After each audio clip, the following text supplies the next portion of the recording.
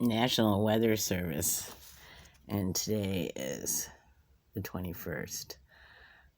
And most of the United States is having a rare U.S. winter storm, dangerous cold weather for much of the eastern U.S., critical fire weather for out west. All this is really, really cold on the United States, and snowing down south where it doesn't usually snow. And then here is California. So I'm freezing way up here in the Midwest, and this is so unusual.